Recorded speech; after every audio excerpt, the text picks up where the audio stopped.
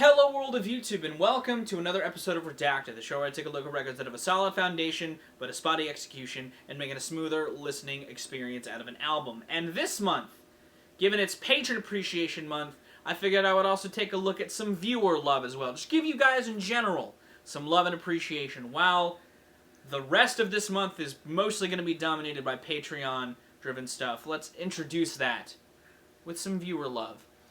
Specifically in the form of Redacted that I know has been requested a few times, but one commenter, Mr. A16th, who's requested a lot of albums for the show, had one that I remember seeing a couple times, so I figured I'd talk about it. It's a pop-punk record, which doesn't normally lend itself to Redacted, but I felt like, especially given how middle feeling I was with the initial release of this, only to have a deluxe edition drop later that had some genuine gold in it, figured why not fuse the two together and give you guys what I think would be the optimal version of Blink-182's 8th record, the 2016 album, California. I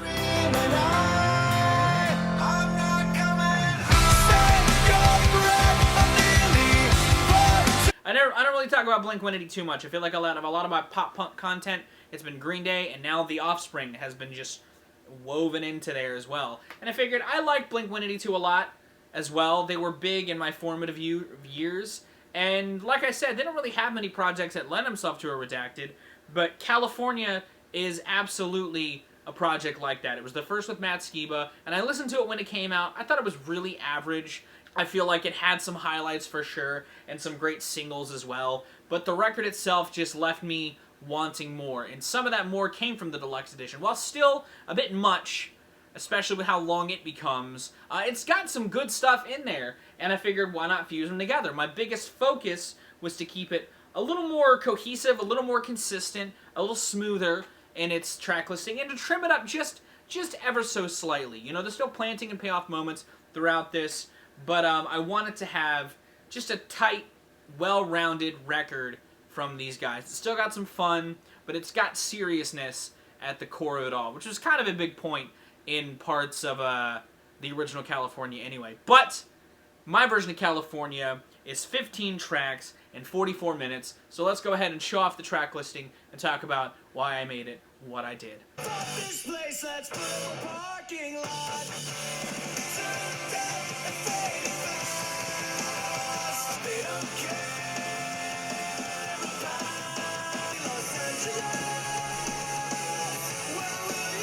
There's a cynical feeling saying I should give up. I'm in deep with this girl, but she's out of her mind. It's why I built this pool. We are the kings of the weekend. Home is such a lonely place.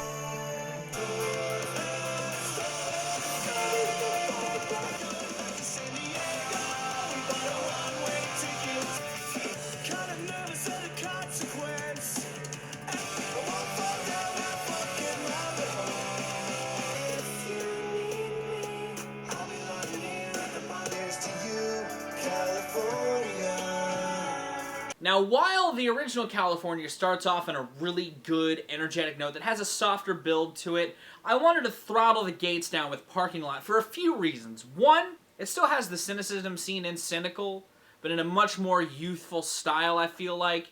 The whole sentiment of, fuck this place, let's put up a parking lot, has this youthful energy that I feel like I wanted to start the record off of in that note. But I also put it here because it has a little planting and payoff bookend to the project in a really nice fashion that I'll talk about more when I get to the last track I put on this album. But Parking Lot, great energetic cut, still introduces Skiba really well to the band's style, and has just a nice rawness, a nice punky rawness that doesn't quite have the softness of Cynical, but still has some build up to its energy before hitting you with another 1-2 punch of catchiness with Bored to Death and No Future. Bored to Death being in the exact same place it was in the original version. I had versions where I didn't have it be the second song, but it just fits so well. It was a great single. It further cements that youthful cynicism that Parking Lot had, with just some more energy that is carried even more into No Future. Another catchy-ass track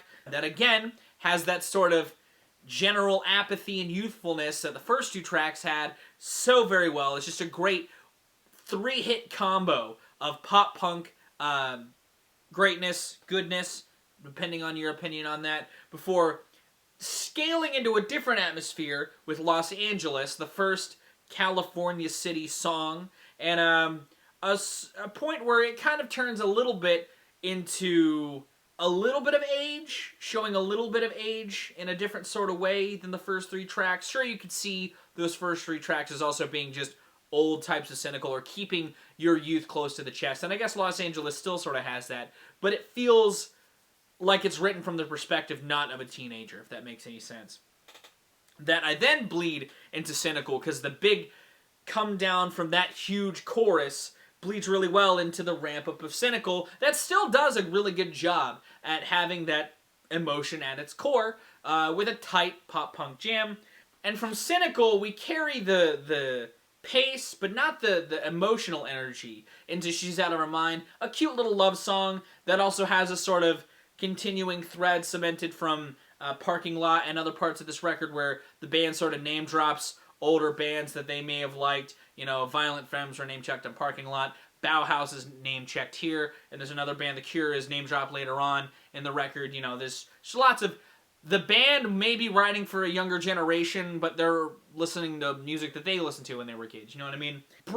Brighter sounding emotions with a nice pop-punk vibe of She's Out of Her Mind, that I wanted to carry the energy into something even more youthful and just dumb with Built This Pool.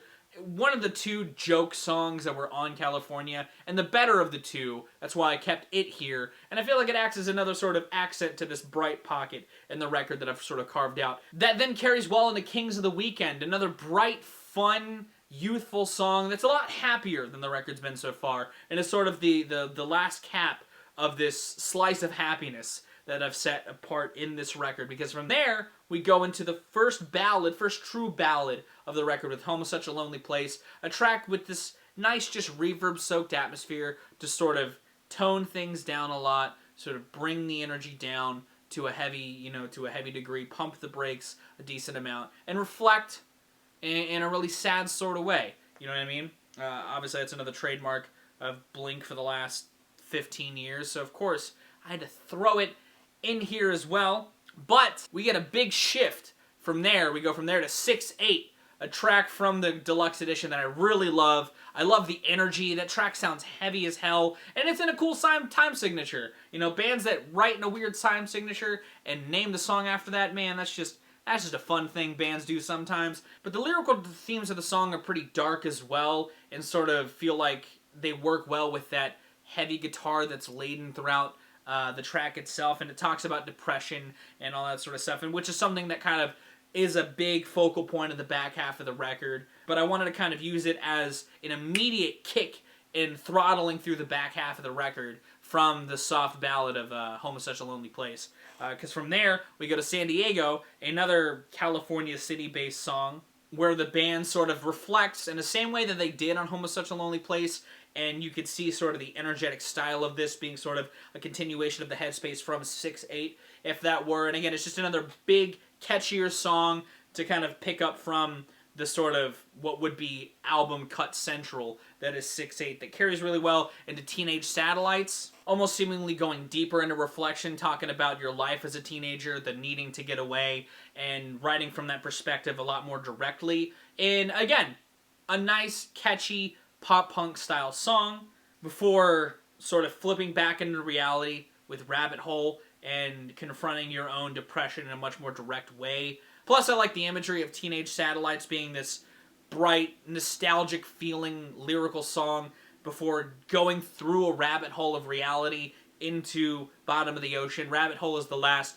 super energetic cut on the record as a whole, and I use it as sort of a send-off to the last 2 tracks of the record, which Bottom of the Ocean, the sort of end cap of that feeling of reflection through depression into here. Again, not necessarily a faster paced song, but still really dark and sad in its lyrics, and I sort of use it as sort of the bitter reality that the listener, as an older fan of pop punk, may feel when looking at this record as a whole, because this record is very reflective, it's very nostalgic, it has a youthful energy to it, but at the end of the day, those days are long behind, and now you're here as an old person. But that's not where I end the record. I instead end the record with the title track, because not only does it have that whole suburbia thing that was talked about, the being a part of suburbia thing that was a part of Parking Lot, it also is sort of a payoff to the other two California tracks that were on here. And it's a track that has this long wave of a crescendo that acts as a nice sort of send-off to this record of reflection, depression, cynicism, both young and old, and reflecting on the life you've had so far. California, the title track, has that same reflections that the record has had so far, but it almost feels like the other side of the coin to where Parking Lot started. Not just with the suburbia lines and the choruses and stuff, but just the overall general tone and imagery. It feels like the perfect other side of the coin to Parking Lot's youthful energy, and that's why I ended the record with it. And that's going to be my Redacted on California. What'd you think about it? Did you like it? Are you upset it didn't include songs on the record like Sober and Left Alone or Misery, Good Old Days? A lot of the bonus edition, while having Showcase on here, still ended up on the cutting room floor, partially because the hook may not have hit me in the same way as others. It ultimately pulled too far away from some of the themes I was already tackling on the project, and I just sort of tried to, again, rein it in as best as I could, get it to the average length of a Blink project without feeling too lofty or feel like there were any loose threads. I wanted to keep it super tight, but I understand that there are some people that may have their own Redacted of this record, and I'm wondering what yours is. Let me know in the comments down below. If you did like this episode of Redacted, be sure to give it a like, and if you want to see more of my music, gaming, and general notary content, be sure to subscribe. Special thanks to my patrons if you want to join their ranks to get early access to content, exclusive content, or to help drive the community. It's linked in the description. And if you do decide to click that subscribe, which is very appreciated, be sure to ring that bell so you get notified when I go live twice a week, every Tuesday and Friday morning. But I'm going to go. Thank you again so very much for watching. I've been Follower Rack. You guys have good days, lives, and situations, and I'll see you another day.